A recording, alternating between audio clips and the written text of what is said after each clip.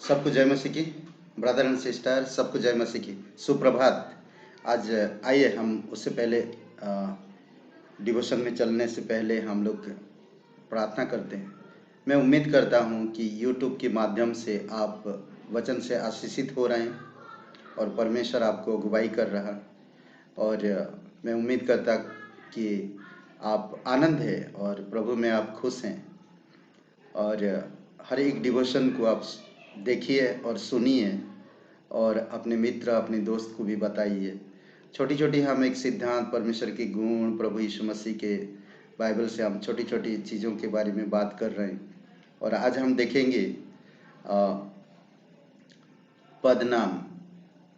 Okay, यीशु मसीह का पदनाम, उसके ऊपर हम लोग बात करेंगे। उससे पहले आइए प्रार्थना करते हैं।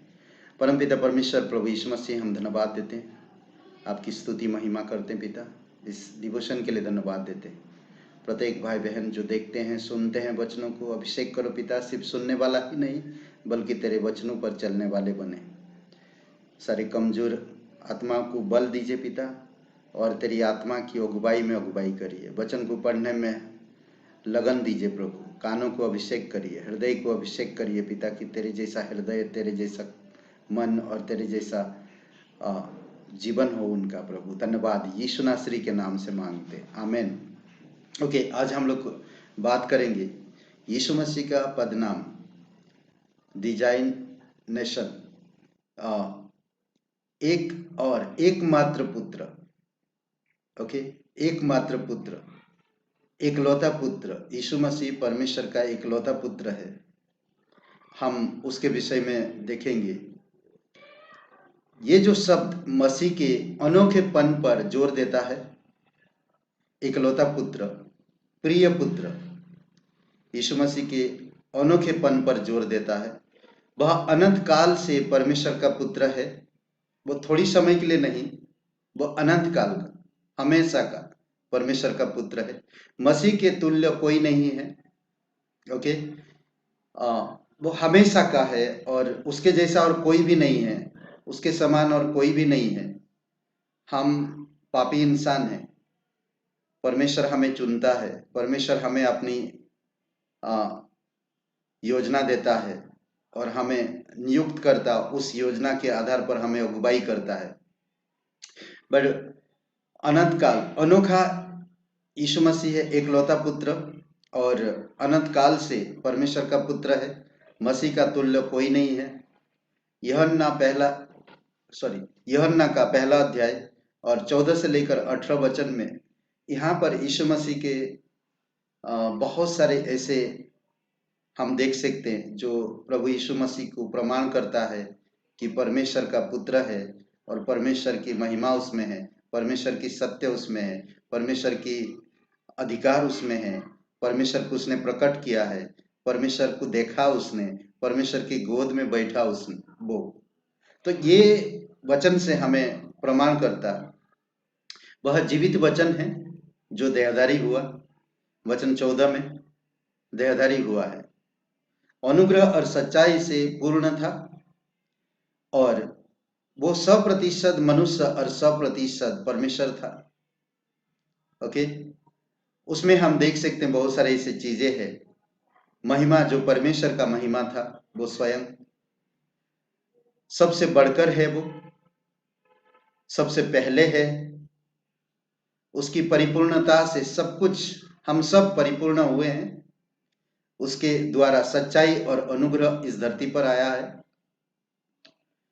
परमेश्वर को कोई नहीं देखा है, केवल यीशु ने उसे देखा है और उसे प्रकट भी किया है। यीशु मसीह जो पिता की गोद में आज है, यीशु मसीह ने परमेश्वर को यहाँ पर प्रकट किया धरती पर। तो ये सारी चीज यीशु मसीह में दिखता है और यीशु मसीह में है। आप स्वयं इन वचनों को पढ़िए, यूहन्ना का पहला अध्याय 14 से 18 में, और आप खुद व्यक्तिगत जीवन में मेडिटेशन करिए, मनन करिए, और आप पवित्र आत्मा डिजायर देगा कि आप उसके इन सारे पद को समझ सके, पदनाम को समझ सके। यूहन्ना तीसरा अध्याय 16 से 18 में भी अद्भुत बात कहता है। यहाँ पर कहता है कि पहले हम देखें वह जीवित वचन देहधारी हुआ, और देहधारी के समय में हम देख रहे हैं कि बहुत सारे उसके चीजें हैं।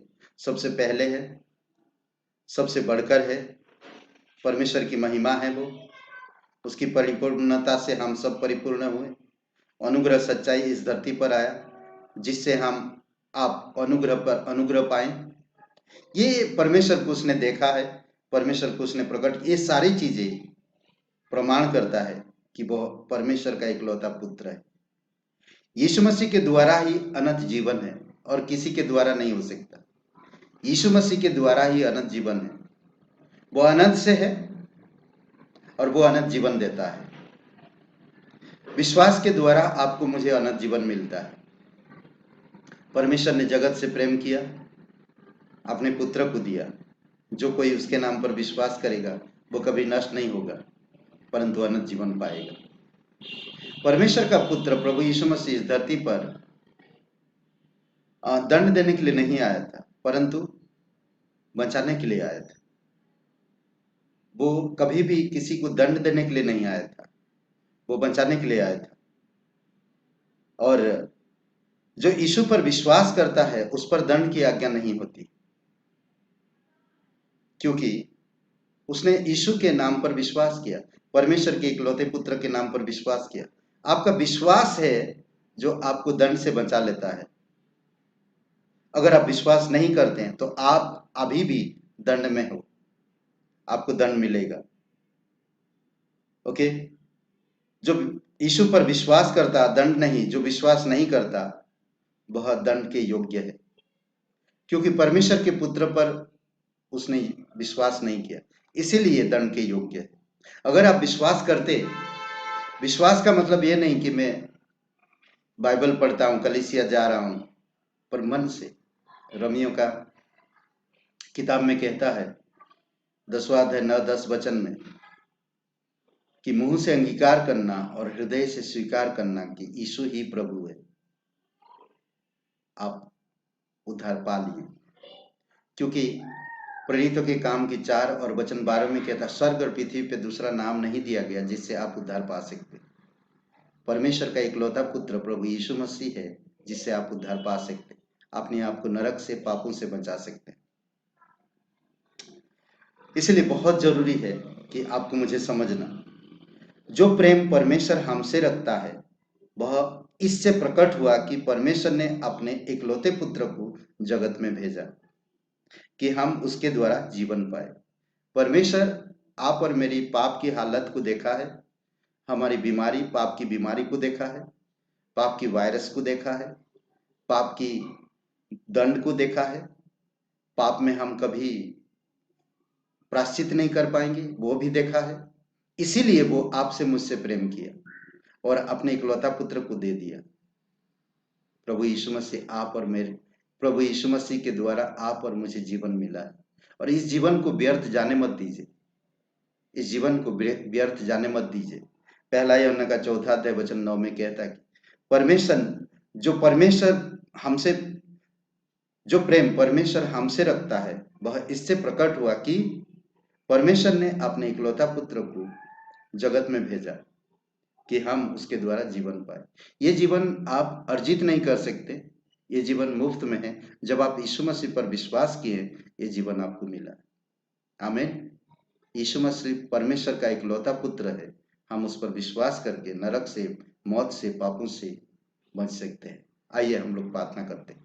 पवित्र परमेश्वर पिता, हम धन्यवाद देते हैं प्रत्येक भाई बहन अगर कभी विश्वास नहीं किए और ये संदेश सुन रहे हैं तो आज आप अभी इसी समय विश्वास कर सकते हैं कि यीशु, मैं जानता हूं मैं एक पापी इंसान हूं, मैं खुद को नहीं बचा सकता। तू मेरे अपराध और गुनाहों के कारण क्रूस पर जीवन दिया, कब्र में गया और तीसरे दिन जी उठा। मैं इस बात पर विश्वास करता हूं और यकीन करता हूं कि तू पवित्र है, तू मेरे पापों का दंड अपने ऊपर लेकर तू दंडित हुआ और तीसरे दिन तू मरे में से जी उठा।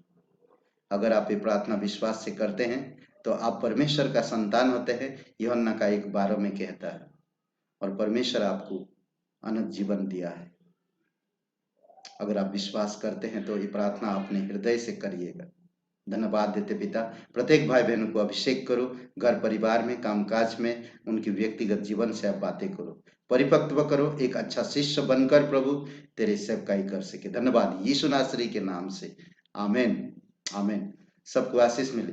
ब्रदर एंड सिस्टर, अगर आप आशीषित होते हैं तो आपके मित्र, आपके सगे संबंधियों को बताइए और यूट्यूब चैनल के द्वारा इस वचन को सुनने में आप उनका सहायता करिए। धन्यवाद यीशु मसीह के नाम से, आमीन।